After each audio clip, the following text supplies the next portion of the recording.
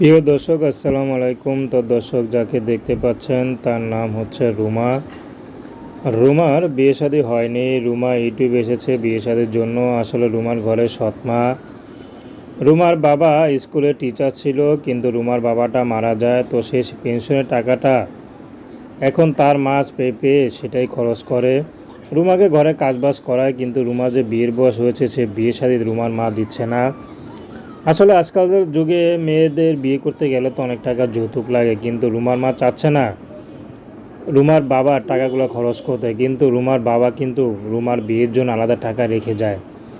সেই টাকাগুলো তার মা আত্মসাৎ করে। এখন যে রুমাকে বিয়ে দিবে সেই অবস্থা রুমার নাই। তো রুমা এর জন্য ইউটিউবে এসেছে, যদি ভালো একটা মানুষ পায়, তার বয়স 30, 40, 50 যাই হোক না কেন, রুমা চলে যাবে। তো দর্শক, প্রেম ভালোবাসা বিয়ে শাদী করা একান্ত আপনাদের ব্যক্তিগত ব্যাপার। আসুন আমরা 5 ওয়াক্ত নামাজ পড়ি, সর্বদা দেশের সেবা করি। আসসালামু আলাইকুম।